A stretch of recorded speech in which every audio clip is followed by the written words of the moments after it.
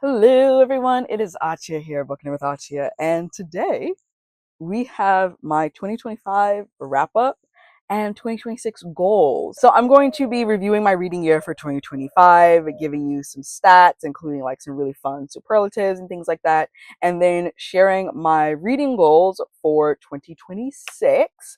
And we're going to do 2025 first and then head into the 2026 part. And make sure to check out my bonfire to get yourself some merch, as well as my Etsy shop to get yourself some bookmarks, and coming soon, some stickers. And if you want to support the channel on a monthly basis, you may want to consider becoming a Patreon or a channel member.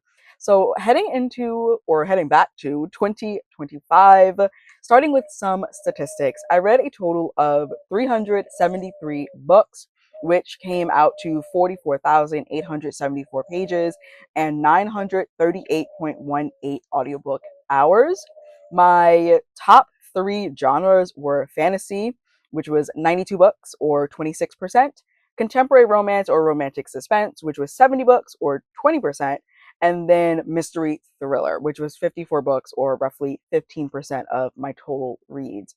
In terms of the type of books I was reading, most were novels. That was my top read type, and that was 252 novels, which is 68% of my total reads. The next highest type was manga, which was 52 volumes or 14%.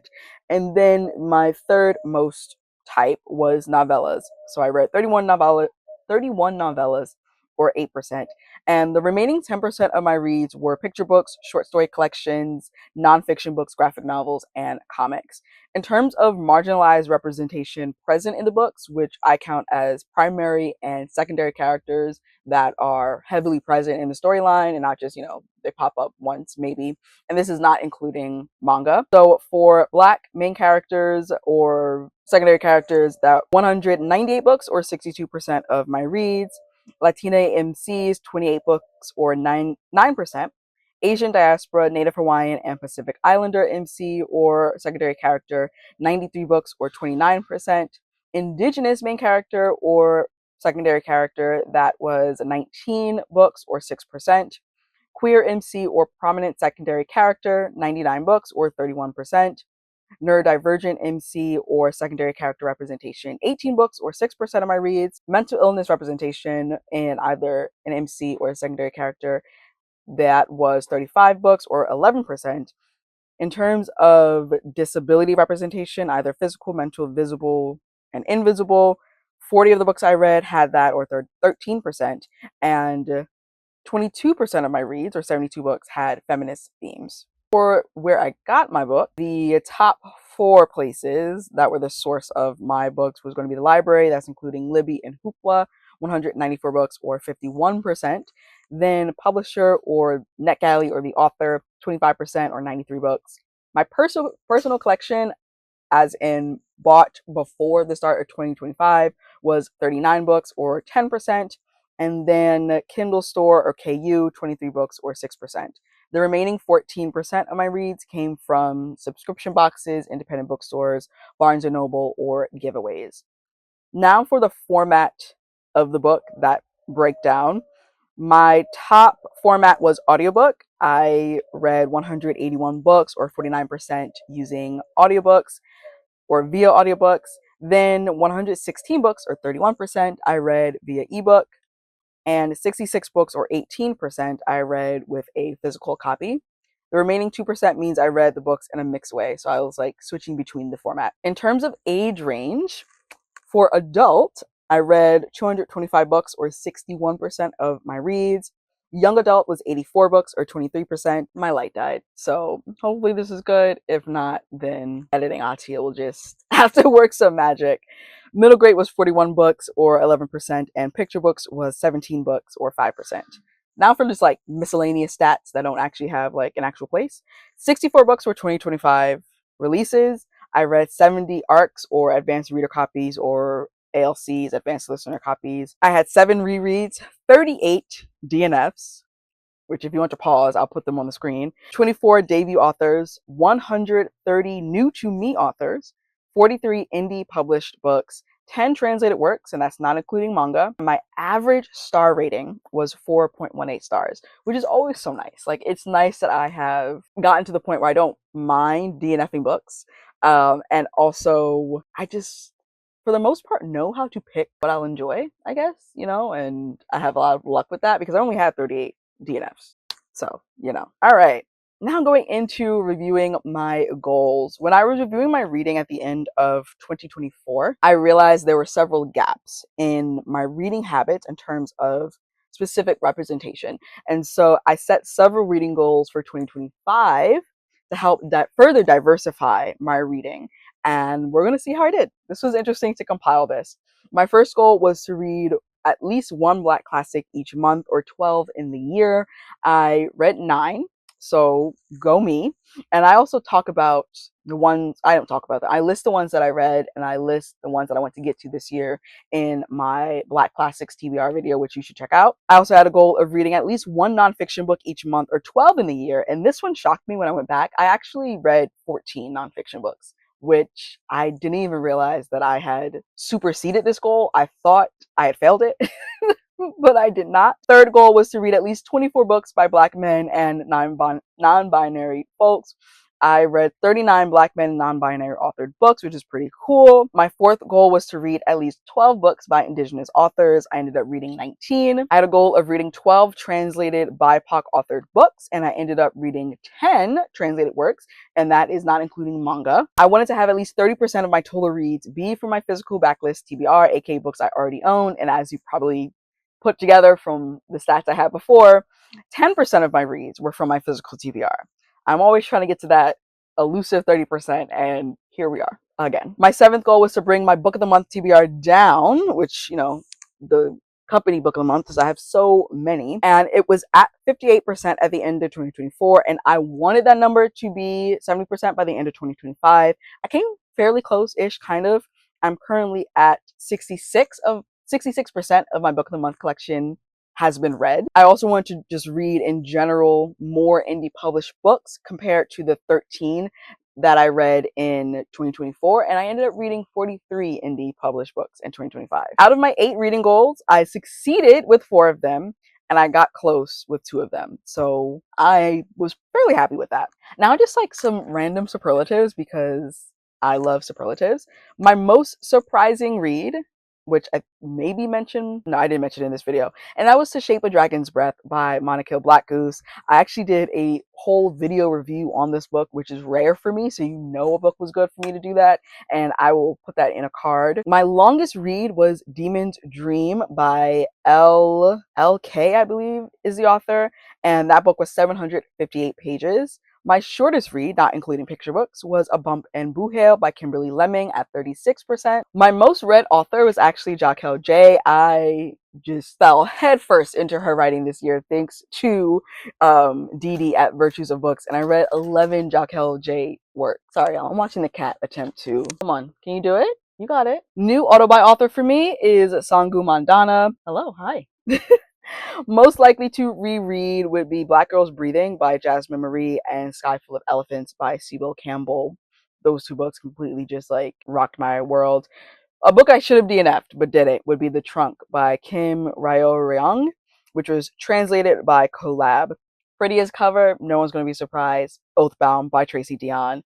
Deserving of more hype would be TJ Young and the Orisha series by Antoine Bandelli. I think we're on book 3. And I just don't hear people talk about it, but it's such a good series. New to me favorite authors would definitely be Jaquel J and Sangu Mandana. And honorable mentions, just some books that were really good that I think more people should read or know about or enjoy. Why? The Very Secret Society of Irregular Witches by Sangu Mandana. The Ash Kane Mystery Series by Ian K. Smith. King of Ashes by S.A. Cosby.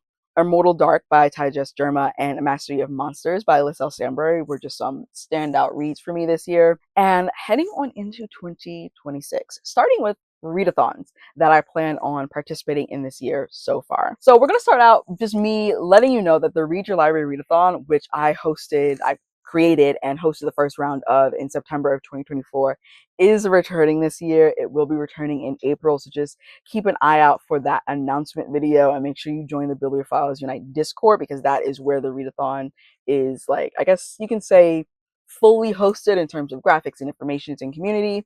So that is coming back. Year-long readathons, I am participating in Blackgoose, the year-long edition with Bree from the Blackbooktube, as well as TBR-thon, which is by Leandra, the TBR Zero. And then in January, I was a co-host and participated in Bootcamp Readathon 3.0, which was created and hosted by Courtney of Tangible Reads. Then in February, I'm doing the Rom-Com Swoonathon. And I heard about that from Kaylani Simply Me, who co-runs the Swoony Readers Book Club. Don't have anything in March yet. So heading into April, of course, is going to be Read Your Library. That's hosted by me, like I said. More info dropping in March. I've restructured it a little bit. I've tweaked some things, and I'm very excited about that. Then in May, Kooky Mayhem, which is hosted by Nicole of Dusty Booksniffers and Coda of Your Booktube Bestie. June, we have Gay Shit, which is going to be hosted and created by Coda, Your Booktube Bestie. Very excited about that.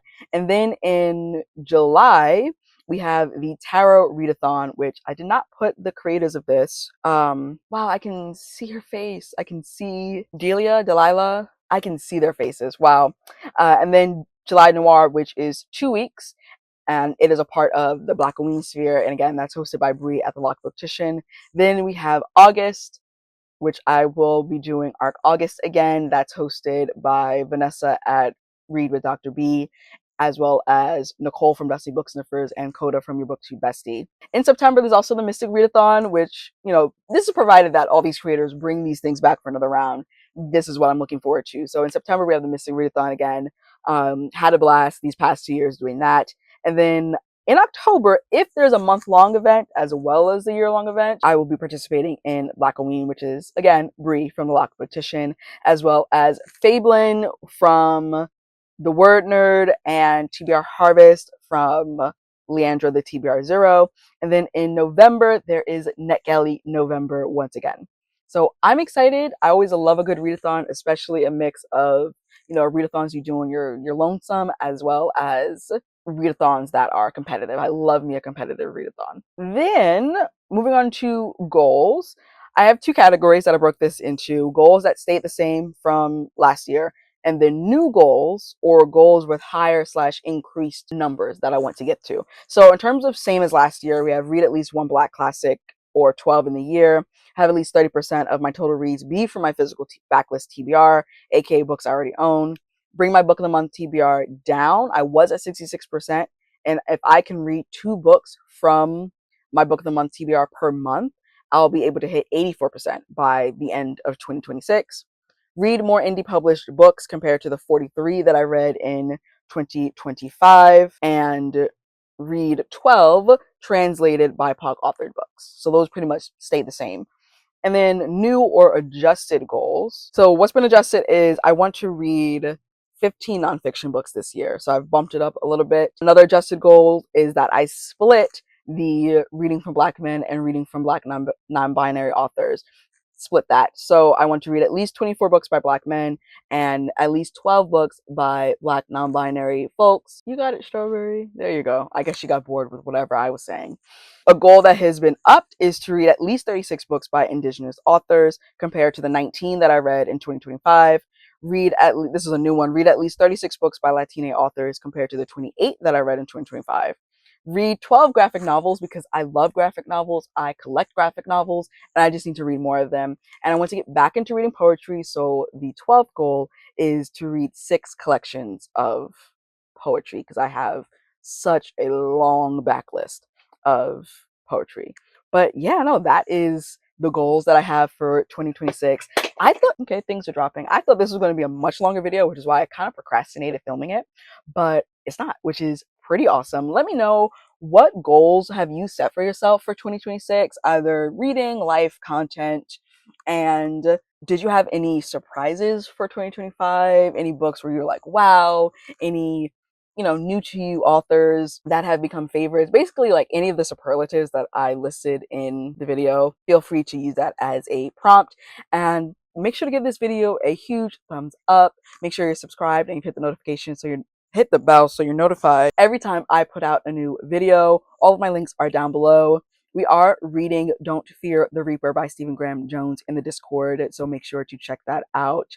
And if you want to get yourself some merch or some bookmarks, make sure to check out my bonfire in my Etsy shop. And if you are considering supporting the channel on a monthly basis, you might want to check out becoming a channel member or a Patreon member. And I will see you in another video. Bye. Showing. I ain't living for the moment. I see what's mine and I want it. Hungry like a Pac-Man. I'm Bruce Wayne and Batman. I'm Naruto with a Hanzo. Got a sharp mind like I'm Einstein. Plus I'm copywriting, so it's all mine. Check it for me.